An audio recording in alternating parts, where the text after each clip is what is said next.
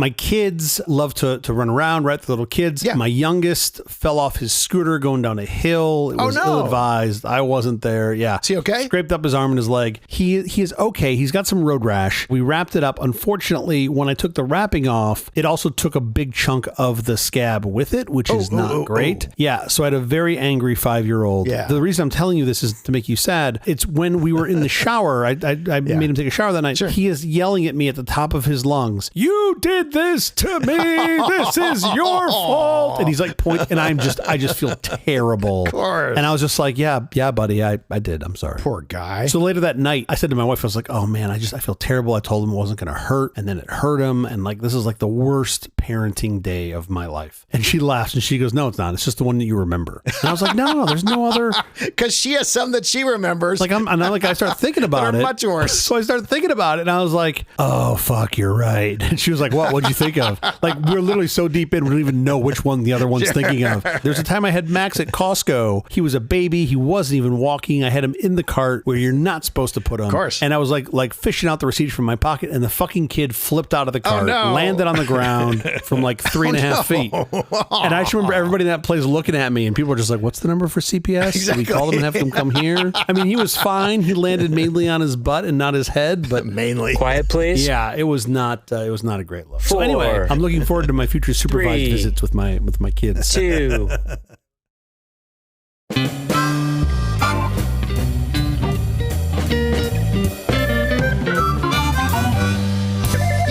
Presents a truly terrible podcast. Welcome to Nonsense, Season 3, Episode 6. I'm Jeff Parker. I'm Stu Little. This is our take on the week's business, tech, and entertainment headlines. This time, we'll look at recent progress in supersonic travel. Only by rail or by boat? Mostly by boat. It's International Polar Bear Day. Polar bears are furry, majestic beasts that roam the cold Arctic ice. However, in the past few decades, sea ice in the Arctic has been melting at an alarmingly fast rate, leading the polar ice cap to shrink. Because of this, polar bears have been losing their habitats, their sources of food, and ultimately dying from starvation and exhaustion. Yeah, they've been doing a lot more of those Coca-Cola ads, I think, just trying to make ends meet. Yeah, it's rough. International Polar Bear Day aims to raise awareness of issues and encourage change. I mean, I love the idea, right? I mean, I love the polar bears. They're so cute. I've never really gotten to know one, but they're well cute in a, like, I'm gonna rip your face off sort of way. Well, they are bears. But like, I don't know that International Polar Bear Day is going to do much more than the fact that there's like a 90-degree delta between Los Angeles and Minnesota right now. In weather, like 85 degrees here, and it's minus 20 or whatever the fuck it is there. So I feel like if that's not going to do it, I'm not sure the polar bears on International Polar Bear Day is going to do it. Is that it? This will be the thing that finally makes it work. How's your week going? My week has been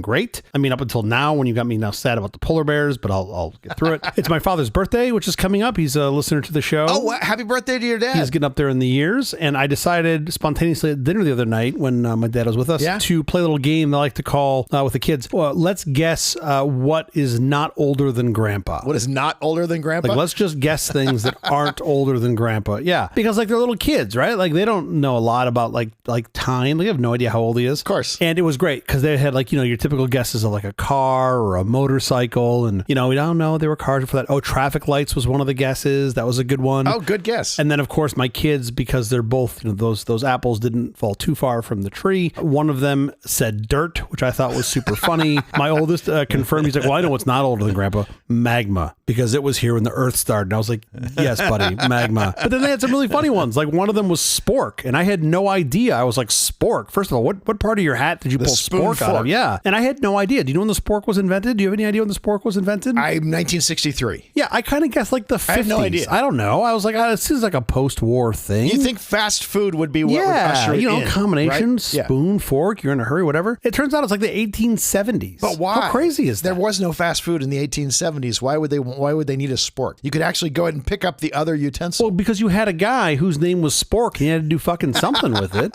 I mean, it's like, what else is he going to do? That's who invented it? No, I think it was a doctor. It was like Samuel Francis was this dude. This is what Google told me. Yeah. And he patented this thing so that you could have a fork spoon. It was actually at the time, I think it was a fork spoon knife. It had a knife edge on one side. Oh, man. So the OG Spork. That sounds dangerous. Yeah. And I guess Spork just doesn't roll right off the tongue. So anyway, it'll be a future segment. I can do a whole show on sporks. So your father is not older than the spork. He is not older than the spork. No, it's close, but 1874 I think was the year, so he's not quite there yet. Also, I missed the answer. Was your father they're older or not older than traffic lights? Traffic lights. Well, what do you think? Actually, that's a really good question. What do you think? I don't know when traffic lights came to be. I would guess your father is probably maybe a little younger than traffic lights. I kind of knew the traffic lights were older, not just because I had a brief inclination those were from the 1800s, which they were, but also cars were around well before that. And you figure you couldn't have had cars for very long. I know, but they weren't lights. They were mechanical signs that told you to stop and go. Oh, you had both. You did have both, right? You had mechanicals. Actually, you had mechanical turn indicators on cars. Have you ever seen those? Oh, for sure. Before they had blinky lights, they had like a little flag that would come out, which I thought was super nuts. Right, well, happy birthday to your dad. That's really cool. Anyway, that was my week. How about yours? You and I have talked about this before. Yeah? The pink dot that you have on your driver's license in California that is supposed to signify if something happens to me, by all means, harvest all my parts. Yes. Harvest all my parts. Use my eyes. Use whatever I've got that somebody else can use, my liver, my whatever. You and I have talked about this. It's a falsity. It creates the illusion that this is what's going to happen. And really, all the pink dot does is show your intent.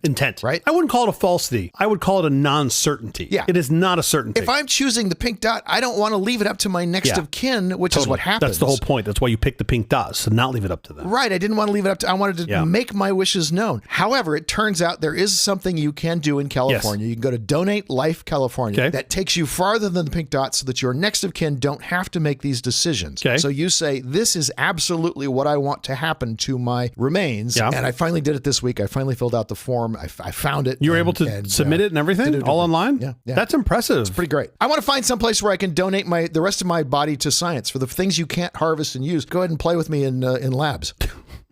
That'll be great. Sure. Hey, is it the nonsense guy? Oh yeah, fuck, let's make him say something funny for once. That'll be great. That's really cool that Donate Life California allowed you to do all that online. When I went there to try to donate my body, they acted more like a Goodwill on a Friday afternoon at 4:30 and said they were full. They had too much stuff. They're like, oh no, we don't need any more. Maybe try going down the hall. And I was like, hall? It's a website. What are you talking about? And then it said like no habla English, and I was just like in a Spanish page. Go to ballast.com. They can use you. I think they have large scales they need to test. I think you'll be really good for that. It's you and a walrus. That's how we're going to test the teeter-totter. Anyway, I don't know how this works in other states, but in California, it's Donate Life California. I'm going to put the link in the show notes. If you are a pink dot person like I am, go ahead and put your information. Just another terrible California killing their constituents. Allowing their constituents to decide how they want their bodies to be used after their life Harvesting ends. Body parts. Like I think what happens, I don't know this to be entirely factual, but I've heard on good authority that Newsom just uses those parts to build like benches and furniture. Is that right? For his own use? Yeah, for his own. Not even a park bench. Yeah. It's not even a fucking park bench. I'm a footstool in Newsom's goddamn mansion. Fuck. How dare he? I love the idea though of like, if there was a checkbox where I could be made into a park bench, that would be great. There'd just be like a dog just constantly chewing on like my femur. That's like the leg of the stool. This has gotten really macabre, really fast. Very dark. Here we are. Let's move to a lighter subject. Yes, please. And get to our headline, singular. You notice our singular headline? You notice I'm just saying headline because you're just being realistic. This one's a complicated one and a big one. Sure. And it's a very important one. Okay. Apple has ceased offering advanced data protection, its end-to-end encrypted iCloud storage, to new UK users and will require existing users to disable it at some point in the future. Okay. This follows reports that UK security services demanded backdoor access to global user backups. That is everyone's user backups around the world. ADP, which protects iCloud data with user-controlled encryption, is being removed due to a UK government demand under the Investigatory Powers Act. I mean, this makes sense. I've been married now for almost a decade. Every time I demand backdoor access, I am showing the door. So I got a thing. I got to go. I feel like maybe. So this will be our last show then. No, this will be the last show where I'm living at my house. Yeah, future shows will be recorded from the Motel 6 down the street. This is super interesting to me, right? So basically, the UK government has said we want to have access to all of the things Apple, it seems. Everyone's data that Apple touches. To be clear, we don't actually know what was asked because this is from an anonymous leak, and Apple isn't even allowed to disclose this, or they would face criminal charges if they disclosed the fact that this ask was made. In the UK. In the UK, yeah. So apparently, I don't know, maybe the British still think they own the entire planet. Do they know that the empire has gotten a little broken up in the past couple of years? I don't know. We do this too, though. All the time. But when we do it, it's okay. We send these things that you have to comply with all the time, and you can't disclose the fact that you had this thing sent to you, which is horrible. First of all, I love that Apple is making a stand on this, and they're doing it in a way that is very like, they're not saying why, they're just saying you no longer have ADP access in the UK. Notice carefully, they're not complying with what the UK is asking for. Well, they are and they aren't. They're not complying in that, yeah, sure, they're not giving them a back door. However, the end game is that they want ultimately to have access to this data. By not complying, the data is still there and presumably subpoenable to get access to because it's sitting on a server. And it doesn't seem far-fetched for Apple to be like, wait, you have no jurisdiction over a Brazilian citizen or a New Zealand citizen. The gall of the UK that they think they can just make orders for the rest of the world is mind-blowing. Can Monaco just create laws that have to apply to all of us? Yes. A lot of people don't know that. Can Vatican City just decide all of us have to have red iPhones? No, only the Catholics. No, they only control the Catholics, as it turns out. Okay, now with the headlines. Up next, CJ is going to talk about flying fast, but without the noise. Ooh, fast, but no noise? So basically you're saying the exact opposite of Spirit. I don't know, Spirit loud. Spirit Airlines? It's never been my experience. Oh, Jesus Christ. It's like, imagine you were inside a trailer at a trailer park and everybody had way more meth than they needed. It's kind of like that. I've only been on one Spirit flight, and I have to tell you, it was delightful. Then how much? I was upgraded to first class. Sure. And the entire flight was so lovely. Listen, I'm going to tell you exactly what happened. I wasn't there, but here's what happened. The person at the check-in counter was like, sir, you don't belong here. We're going to go and put you at the front of the plane. Like, this is where you belong. We're going to put you up towards the front. We're going to give you the honey roasted peanuts as opposed to just the singular peanuts. Again, my Spirit Airline experience is not the same as the rest of the world's, clearly. I had a great Spirit Airline experience. But I've only done it once. If an airline were to offer me the ability to fly faster and with no noise, that is definitely a seat upgrade I would pay for. And pay for it you will, because that's going to be expensive. Well, I'm not opposed to that. Speaking of paying for things, have you ever paid for one of those phone calls from your seat, like on an airplane? Way more times than I would like to admit. How did you start that phone call? I'm on an airplane, so I'm going to be talking at the speed of light. Right? You every time I've used that phone, which is maybe only, I don't know, a dozen times, you would always in the first like 1.6 seconds tell, hey, I'm on an airplane, I got to go really fast. And then you would just fucking as fast as you could. It was like $15 a minute or something. At least. Yeah. And this was like 20 years ago. Totally. I mean, you could just like, they're just like, insert one more cougar on now. And you're like, what? I just got on the phone. I don't understand. Anyway, here's the thing. I don't know if you know this, but now you can make a phone call from nearly anywhere. What? Yes. And that's why I carry my new Nokia 9290 Communicator, a fully integrated mobile terminal that combines the portability of a wireless phone with the capabilities of a full-featured PDA. Future boy, what are you saying? I get more work done on the run without having to carry my whole office around because it's all on my Communicator. Wow. Now, this thing cracks open like a clamshell to reveal a full QWERTY keyboard, allows you to keep a sophisticated calendar, make up to a 5-way conference call with a hands-free speakerphone, and even view PowerPoint presentations. Tiny PowerPoint presentations. Very tiny, postage stamp size PowerPoint presentations. You can even send emails with attachments or surf the web with a real HTML browser that supports Java. Oh my. The Nokia 9290 Communicator on store shelves by early summer. Can't wait. I'm in. Push this button. Not on my Communicator. You'll probably break it.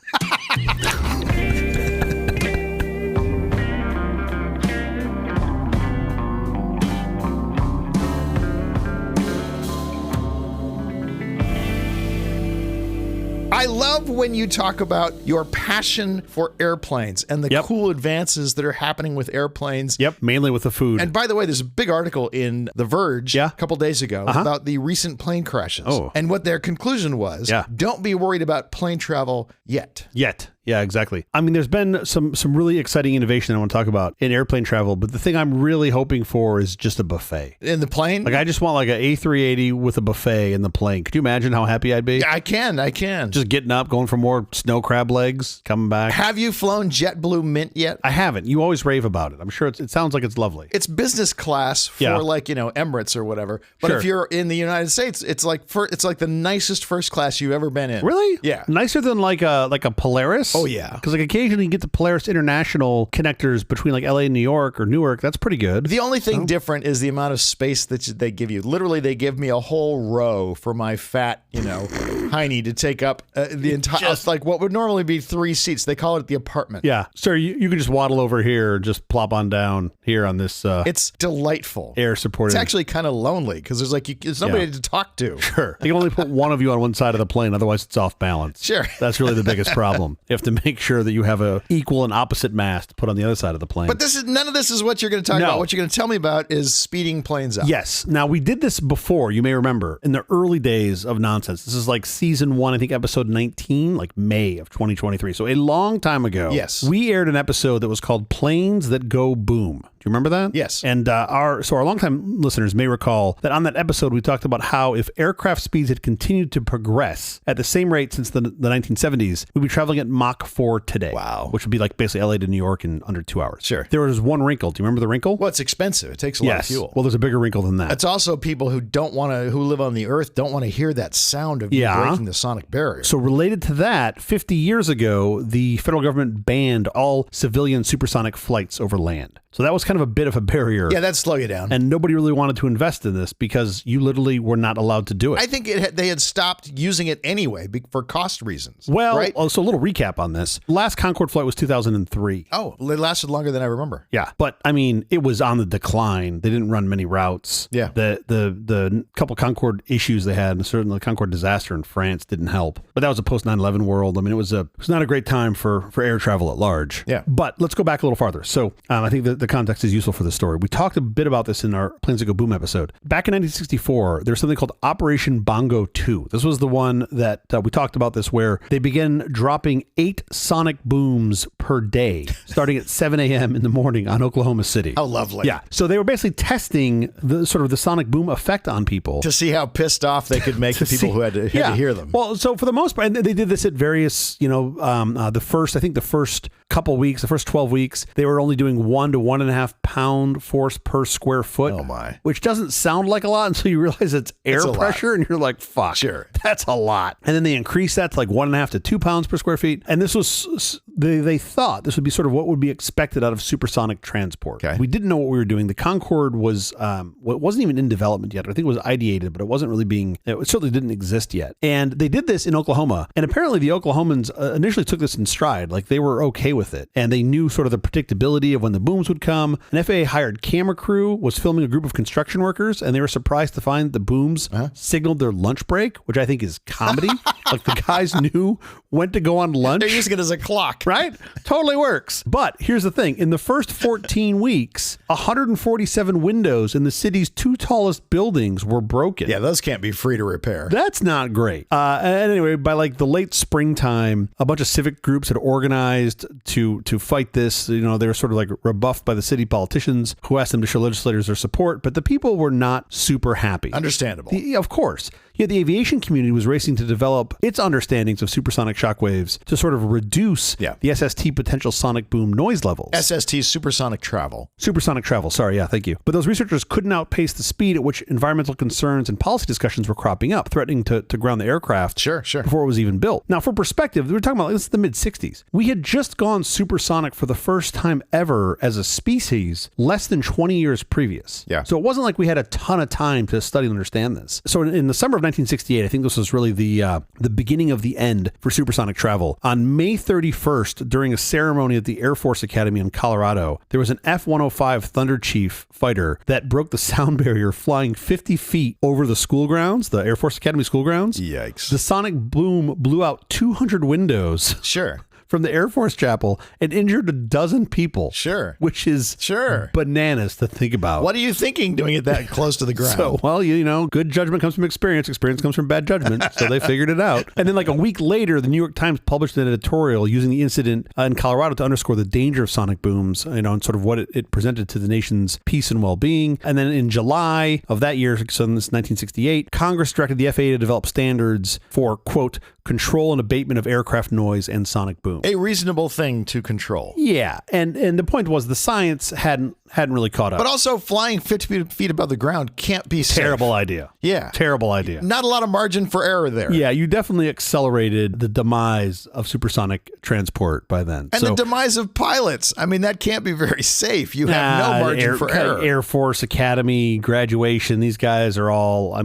they're cowboys, right? Like, I get it. They're hot dogs, sure. It wasn't like it was a, United flight. But you had these public opinion surveys in cities where supersonic military jets were flown overhead, and many folks said they didn't like what they heard or the way their windows rattled because of the sonic booms. So within a couple years, the FAA formally proposed a rule that would restrict operation of civil aircraft at speeds greater than Mach 1. So that's basically anything above the sound barrier. And in May of 71, Congress canceled our U.S. SST, which was a Boeing program. Yeah. And the rule banning civil supersonic flights over land went into effect 2 years later in 1973. So basically by the early 70s, you had all supersonic transport programs in the U.S. over the U.S. dead. they definitely pushed the pause button on supersonic travel within the U.S. There was some research at the time that suggested ways to soften the impact of sonic booms, but the technology of the 60s and 70s wasn't sophisticated enough to fully solve the problem in time. So basically the rule one, the science kind of, I wouldn't say stopped, but it definitely slowed down. Sure. And we've been in a world where you had the Concorde, which was a European-based design, collaboration between the French and the Brits. That flew for about 30 years. And then, as we mentioned earlier, that stopped in 2003. So you haven't had any commercial supersonic transport in over 20 years. It's not flying anywhere. So NASA's been working on this, and this is what's interesting. There's a Lockheed Martin project called the X-59. You can kind of pronounce it, looks like QueSST, but it's really pronounced the QueSST. Okay. And this is the Quiet Supersonic Technology. It's an American program. It's developed by Skunk Works, so from Lockheed Martin, for NASA's Low Boom Flight Demonstrator project. You can't get rid of the boom. You can just kind of abate it. You can just kind of reduce it.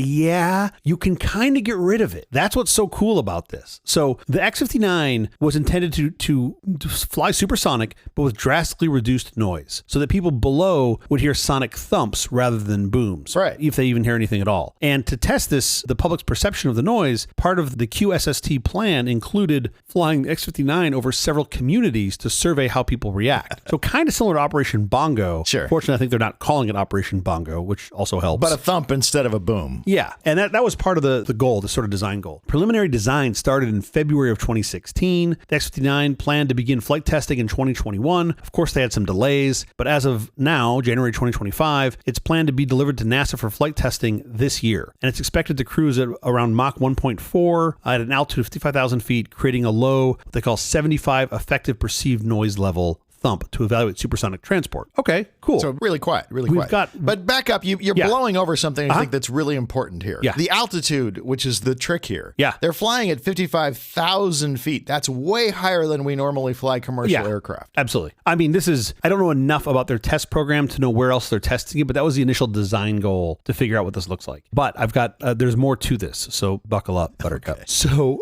in November of 2018, NASA began testing over 2 weeks to gather feedback, and they did sort of 8 thumps a day at different locations, monitored by 20 noise sensors, and described by 400 residents receiving a whopping $25 per week compensation. Wow, they can retire. So they basically said, they did like their own little Nielsen, right? They're just like, hey, tell us what you hear. They took an FA-18 Hornet, and it would dive from 50,000 feet to briefly go supersonic with this sort of reduced shock wave over Galveston, Texas, right? That's the island in off Texas. Sure. And they try to make this boom over land and a stronger boom over water. Now, this is 2018. By this time, they'd already started making the X-59. They're already machining the first parts here in Palmdale, California. By December of 2020, construction was halfway completed, with the first flight then planned for 2022. NASA had reported the installation of the General Electric engine in November of 2022. At this time, X-59's first flight was initially planned for 2024. So it was already slipping a couple years. Sure. You had a pandemic in there. You've got just naturally trying to build something that no one else has built before. It's complicated. But what I'm excited to share is that the X-59 has been conducting ground-based test of its afterburner, which is the afterburner, for folks that don't know, is a system that injects extra fuel into the hot exhaust of a jet engine to basically make it go faster. They've been doing this for the past 2 months. They've been testing this, which tells me that this thing is likely going to fly this year. The Batmobile had an afterburner. Yes, it did. Yes, you're right. It did. I want an afterburner for when people are tailgating me. Leno has this awesome plate frame. He's got a motorcycle that runs off a Bell helicopter turbine engine. It's mounted on a motorcycle. Okay. And he's got a license plate frame around it that says, "Please stay back, extremely hot jet wash." Sure. Because it's not an afterburner, but what's coming out of the turbine is so fucking hot, it'll just melt the front clips of cars that are following behind them. It's really funny. If you're close enough to read this plate frame, yeah, exactly, you may evaporate. X-59, I suspect it's going to fly sometime this year, and I think they're going to see very favorable results based on what I've read. That's super exciting. However, that's not really what I want to talk about. Well, thank goodness at 11 minutes into this story, you're finally getting to what you want to talk about. It's the background. I want to tell you about the other things that are happening. Here's what I want to talk about. So the QueSST isn't the only aircraft testing how modern engineering can help decrease sonic booms. There's companies such as Hermeus, Spike, Boom, and Exosonic have all been exploring return to commercial supersonic travel under the premise of a more quieter and more comfortable passenger flight. I've been following this company, Boom Technologies. You may have heard them referred to as Boom Supersonic. They're out of Colorado. They're designing a supersonic airliner named the Overture. We talked about this in season 1. We did, briefly. The Overture targets hauling 64 to 80 passengers, depending on configuration, at supersonic speeds. It's all things related to symphonies, all their names. Yes, I know. It's like Overture and Symphony. Sound. I mean, I'm sure their mini plane will be called the Decibel. It's very clever. So they want to move a bunch of people, right? They're talking about like commercial aviation as fast as Mach 1.7 over water and more importantly over land, which now takes us back to the whole ban. How do you get around this ban? But without having those routes over land, you don't have enough segments to make these things really commercially viable. Yeah. And Boom believes that if they can fly this thing over land, there's a market for somewhere between 1,000 to 2,000 supersonic airliners serving 500 viable routes, targeting fares comparable to that of business class, which is super interesting to me, right? You're probably going to give up a little comfort over business class, sure, but you're going to cut your time by 50% in your transit time. By the way, if Boeing is not going to be an ongoing viable business, I need Boom or somebody to make an aircraft in the U.S. Yeah, I mean, you still need Boeing to make an aircraft, right? Or make multiple aircraft, you hope. But yes, I agree. So, okay, as of 2017, this is at the Paris Auto Show, Boom had a backlog of 76 commitments with significant deposits. As of 2017, this was being treated somewhat seriously. United Airlines announced in 2021 that it had signed a deal to purchase 15 with an option to buy 35 more. American Airlines announced in August of 2022 that it agreed to purchase 20 Boom Overture aircrafts. So there is real momentum behind wanting this, because I think as a carrier, you don't want to not have this, right? When these things come out and exist. Just this month, February of 2025, as we're recording this, Boom completed flight testing of their 1/3 scale demonstrator. This is the Boom XB1, or more colloquially called the Baby Boom. The XB1 began taxi testing in like December of 2022, so really not that long ago. It conducted its maiden flight last year, March of 2024. It's flown 10 subsonic flights since March. And then here's where it gets really interesting to me. It went supersonic for the first time on January 28th of 2025. So this was a couple weeks ago, basically. Yeah. This is a big deal. This makes the XB-1 the first privately developed civil aircraft that has broken the sound barrier over the continental United States. That's a pretty big deal. This was with no real government. It wasn't like a NASA program. This was a privately developed aircraft that broke the sound barrier. It made a second supersonic flight on February 10th, after which the demonstrator aircraft was retired, which is kind of nuts to think about, because you're like, well, wait, you did 2 sets of supersonic flights and then you retired the aircraft. Why? So it could spend more time with its grandkids. After the XB-1's testing was completed, Nick, I'm going to butcher his last name here, Sharika, who's Boom's chief flight test engineer, said, quote, "We have achieved here with this flight test program what everyone thought previously was impossible, that a startup cannot do a supersonic airplane by themselves without the help of the government, without the help of the larger OEM or some other organizations. What we have done now 6 times is shown the world that we can design, develop, test safely a supersonic airplane." Yeah. Boom's supersonic founder and CEO, this guy Blake Scholl, he said during the webcast of the flight, he said that this is the last time she'll fly. He added sort of after a pause, during which it sounded like he even got a little bit choked up. This was a big deal for them, right? This is like a big crossing over. He said, quote, "While it's incredibly sad for me to leave the exciting world of flight testing experimental aircraft, it means we get to go all in starting tomorrow on what we started the company to do, which is to build that Overture airliner. Our goal is to be making thrust on those engines around the end of this year, start building the first Overture in about 18 months, roll it off the line in about 3 years, and put it in the air in less than 4. He said that their goal is to be ready for passengers by the end of 2029. Yeah. So the point is, they've tested and they've sort of achieved what they needed to achieve with that. And you go, well, what was it, just going supersonic? Like what was the thing that you had to do? And to your point, why did you retire it after only 6 supersonic flights across 2 separate days of testing? Because once you've proven you can fly with no boom, yes, you're pretty much done. Now you can make it commercial. I suspect most people would find the prospect of supersonic air travel pretty damn compelling, right? Imagine New York to LA in 4 hours instead of 5 hours, 50 minutes, Seattle to Miami in 3 hour 40 instead of 5 hour 15, or Miami to LA in 3 hours and 20 instead of 5:10. That's awesome. But that's not the coolest part of what the XB1 achieved. Jeff just hinted at it. I get on JetBlue Mint. I put my little eye shade thing down, my little... You just go sleepy time. For me, the flight is instant. Yeah. And I guess it's unimportant what airline I'm on. Well, yeah, you time travel. I tell this to my kids all the time. I time travel. When they're complaining about how long the drive is, I tell them to just take a nap and you can time travel. You just wake up in the other place. It's fantastic. Which, by the way, it's really cute when they wake up and like, "Daddy, I just time traveled." I'm like, "You sure did." Daddy didn't, because he's been driving the fucking car for the past 5 hours. Here we are. Daddy lived every minute twice. Yeah. Well, no, they were quiet. So it was, it could have been worse. So that's not the coolest part of what the XB1 achieved. To me, the coolest part is what Jeff just highlighted. And as a self-described aviation dork / fanboy, I've been following the XB1 for a while. I knew they had an upcoming supersonic testing. I knew they were flying the plane out of the Mojave Air and Spaceport, which is a place I drive by often. It's just north of Los Angeles. It's a really cool spot. I was curious where they'd be flying this thing because per that 1971 ban I mentioned earlier, you can't fly. How do you get clearance? You can't fly supersonic over land in the U.S. Yeah. It's not just about getting a waiver. There's no place that you're allowed to fly. So I doubted they'd take the XB1 out over the ocean, which would be an option. You could fly out, 10, 20, 30 miles out over the ocean. You need more fuel. I don't know how much fuel that thing can handle. You don't want to be in a test plane far from airports, especially not over the water. That just sounds bad. Sure. Right? Like you want to have options. Well, you want to hear what this thing sounds like. That's the whole point. Well, you can put tugboats out there and see what you hear. So I dug around and I found the FAA had granted Boom an exemption to fly within the confines of a pre-existing supersonic corridor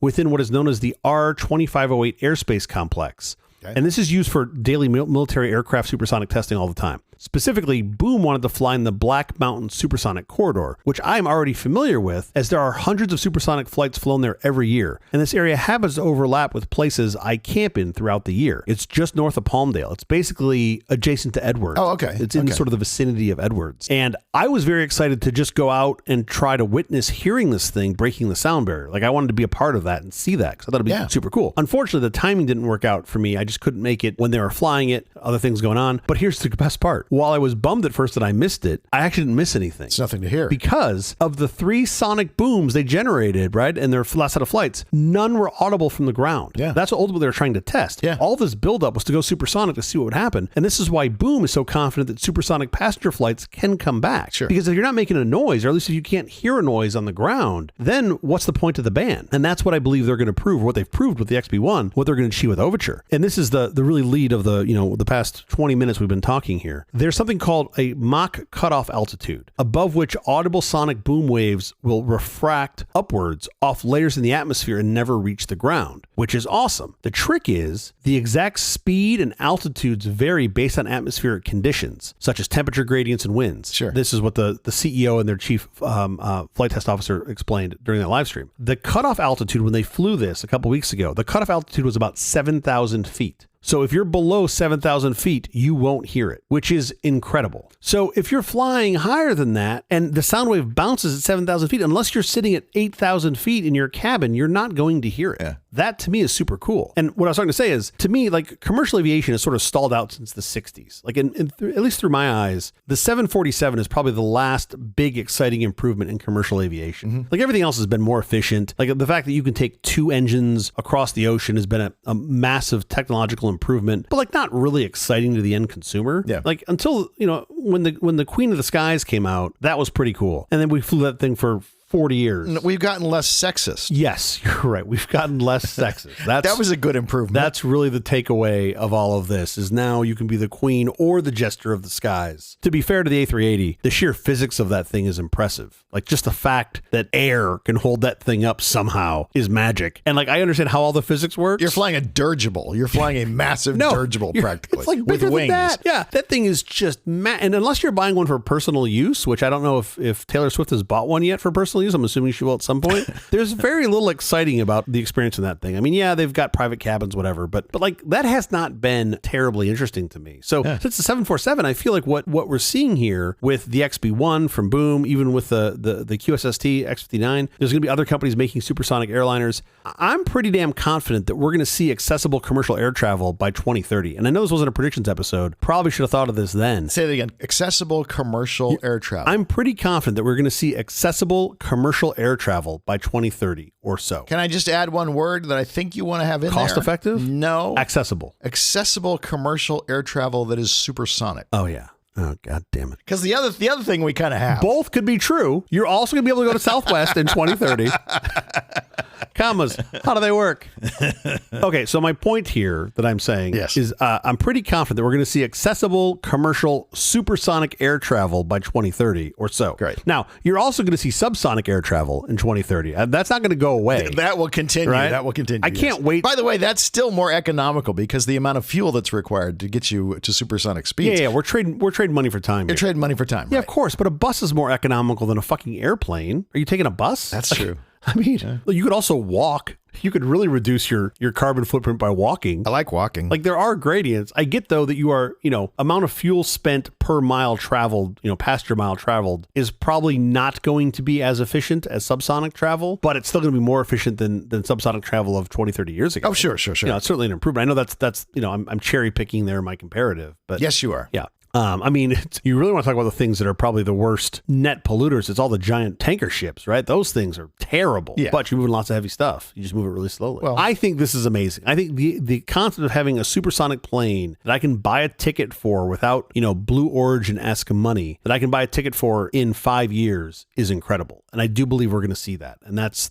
pretty awesome. No, that's great, especially for transatlantic flights, for really long flights. Yeah. If I want to fly to Australia, that would be super useful. The idea of not taking 15 hours to get to Australia would be but even flying to New York, I think people that are commuting back and forth to New York, why you're still doing that is a separate question. But New York's 5 hours. I can sleep through that. It's 6 hours from LA. It depends which way you're going. You got some wind going in one direction. Yeah. But okay, if you can take 50% off that, 43%, I'm down for that. Now, hold on. This is just supersonic V1. Oh, I know. Of course. Right? You're talking about like 1.4, 1.7 Mach. So 1.4, 1.7 times the speed of sound. When you get to Mach 4, you've really got something. Yeah. And there is a program, they're ideating what a Mach 4 airliner would look like. And you got to start here, right? Because really the boom is the part that's been keeping us from doing this. You've got to, I think once you prove that the boom is a thump or the boom isn't heard by most of the populace, then you can start traveling supersonic. Then you start to ratchet it up. Yeah. And then we can get back to where like maybe we get on track to delivering a Mach 4 jetliner. That would be insane. Like Mach 4 would be nuts. You'd be here to New York in less than 2 hours. That's incredible. Yeah, no, that's great. And then we interconnect those airports with hyperloops.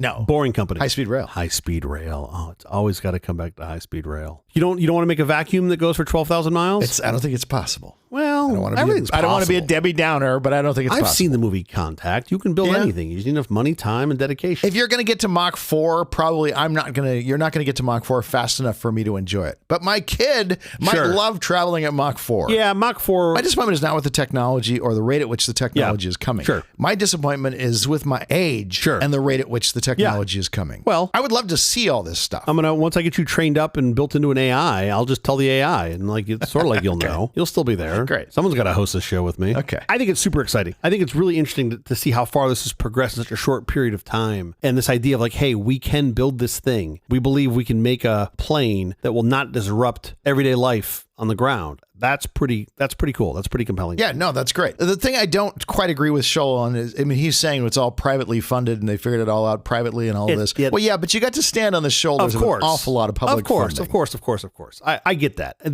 Everybody's standing on the folks that came before them, for sure. Yeah. I appreciate that, right? And I'm sure that they've gotten a little bit of help along the way throughout there, for sure. I don't think you ever want to forget that. Yeah, and my read on this hasn't been that has been like they're not highlighting this as, hey, we've done this all ourselves with no one's help. We're not going to share with anybody. Generally speaking, the aviation community does a pretty good job of sharing information, especially safety data, and making sure that we can all move this forward together. I'm just excited that they've done this. Of course, these plans. No one ever says they're going to launch a plane in 2018 and then they deliver it 2 years early. That never happens. I get it. And you wouldn't necessarily want to fly on it if they did. Yeah, you definitely don't want to fly. What exactly did you cut out in the dev process? And you got to raise money, so it's a little easier if you say 6 years instead of 8 years. I get all of that, but the fact that we got there is just a testament to engineering to me. That it works. The process works. All those ground tests where I'm sure they found stuff that wasn't, nominal and they fixed and then put this thing in the air with a human. By the way, this wasn't flown as a drone. Yeah, sure. It had a real test pilot in it. To me, it's just incredible. And the fact that they did that without getting a giant government check dropped right into their lap is pretty cool. It's something I think they certainly should be proud of. And it's the next decade to me that's going to be the more exciting one about this. When it gets fully commercialized? When it gets commercialized and it starts going even faster than 1.4, 1.7. Yeah, look, I'm super excited about that. And you get into, I think that starts to touch on hypersonic travel. Then you just have to deal with there's physics complications you have to deal with. Sure. The sound barrier is hard, but then you start getting into these faster engines and you get the optimal engine design for supersonic travel is the exact opposite of what you want for subsonic travel. Sure. And if you want that vehicle to be able to do both, because you don't necessarily want a tow truck to have to pull it into supersonic travel, then there's all sorts of oddities you have to deal with. And the engineering is fascinating.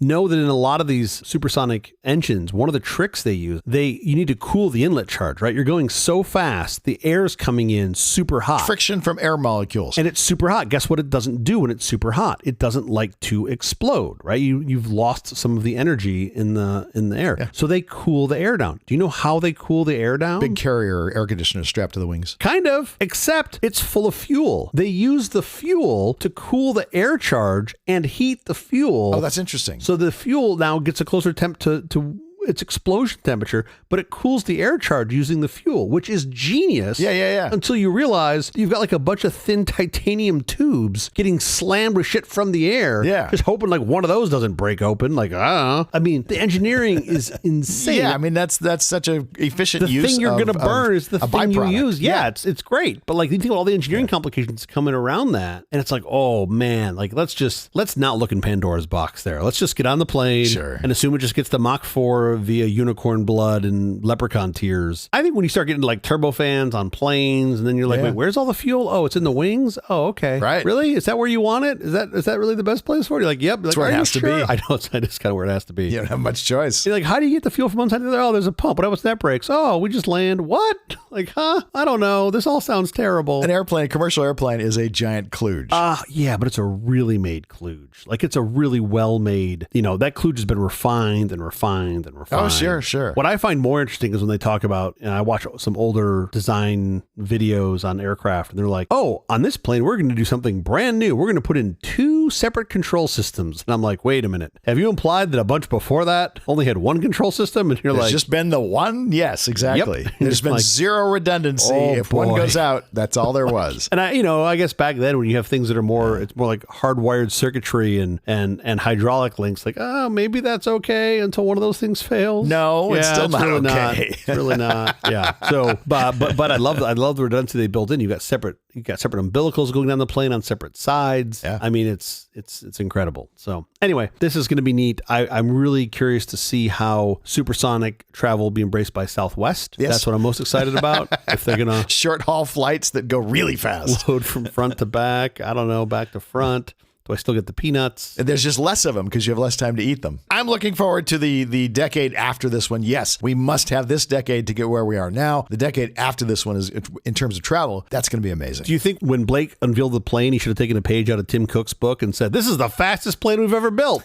Just every year, it's a faster plane. I know there's some other upper limit, of course, that you're going to hit real soon. But it seems like getting across Mach 1 is the first big barrier you got to cross. And then you're going to be in the high Mach 1s. Like I do think these early planes are going to be doing somewhere between 1.4 and 1.7, and that's pretty cool. And then what's next? It's probably not 2. It's probably like 4, 2.5 or 3 or Mach 4, right? And that's amazing to me. What happens when you hit a bird and you're doing Mach 1.4? Everybody dies. Pretty much, right? I mean, you're not traveling at that speed until I think you're at a altitude that you're away from all of the things. You're not going to hit anything. I don't think you want to be someplace where, hopefully there's no Chinese weather balloon floating across the horizon, because that would be super bad. Or even U.S. weather balloon. We released tons of weather balloons over any weather balloon. Yeah. As it turns out, you crash the same when you hit any weather balloon of any origin. Right. Yeah. I mean, the things that are going to be up there are things that you're likely going to be able, they're going to be big enough you'll be able to see on radar, or they'll have some positioning system. But you want to be at a level where that's not going to happen. Because if you were to hit an object or some asshole flying a drone at 30,000 feet, I'm pretty sure it's game over for everyone involved. Everybody. Like there's no glancing blow. And not even pieces of glass. Yeah. You just turn right back to sand. Yeah, exactly. Just plasma sand rains back to Earth. I'd also like to point out that all of the things during that breakup are all going to make little sonic booms on their way down when they cross over. Of course.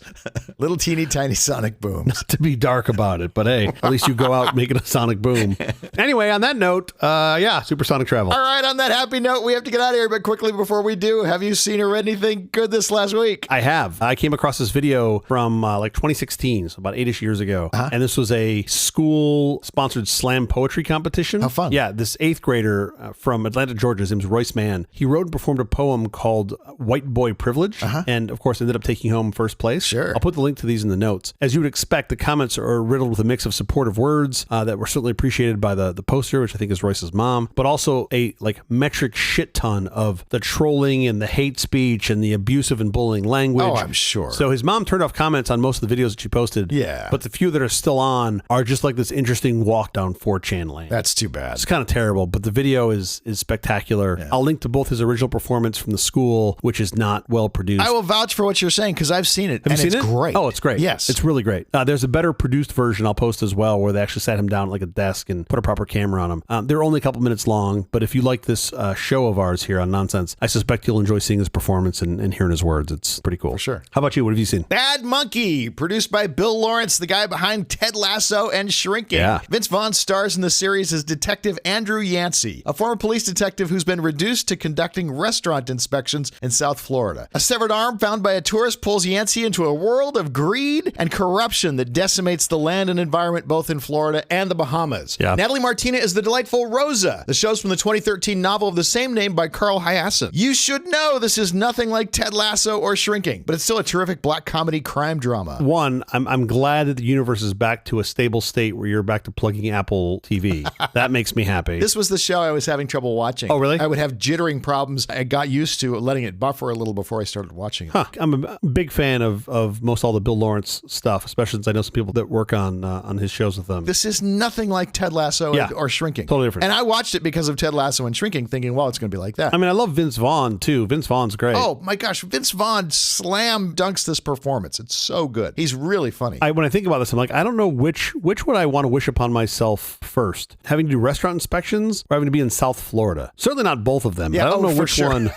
I'm like, I think I'd rather do restaurant inspections in Philadelphia. That feels like a less painful experience than just living in South Florida. But you want to be a restaurant inspector in Yountville. Yeah, of course. I gotta go check French Laundry again, make sure everything's okay. Did you go there last week? Well, yeah, but it's been a week. Of course, I need to go over there. Just keep testing. Waddle in there. Gotta make sure that's perfect. Bad Monkey's been on my list for a while. I have not seen it yet, which is shameful to admit, but I do need to check this out. So thank you for pushing me. Yeah. They just got a green light for season 2, so there's another one coming. Oh, cool. I didn't know that. That's great. Highly recommended. Bad Monkey season 1 on Apple TV now. I will certainly check that out. That is the episode. Thank you for joining us for all of this nonsense. Truly terrible podcast from The Awful Company. Visit us on the web at nonsense.productions.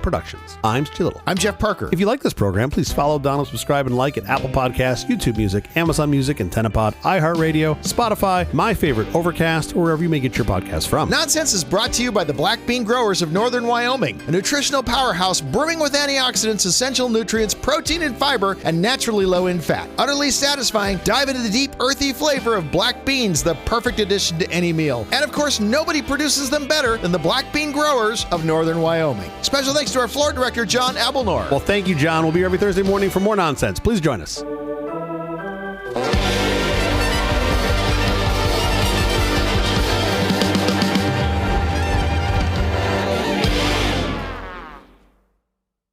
I just want to be clear. We hit up literally every state's Growers Association of black beans, and nobody wanted to participate except for the Northern Wyoming black bean growers, which are like 3 guys. They are saints up there in Northern Wyoming. By the way, do not bring up pinto beans when you're talking to them. It really pisses them off. They do not speak to the pinto bean growers. Fucking beanologists. We do a whole show on beans, apparently. Oh, please, let's go on. Enough about supersonic travel. We need more beans episodes. Can you do another episode on legumes? We would love some legumes episodes. Let's get on that right away.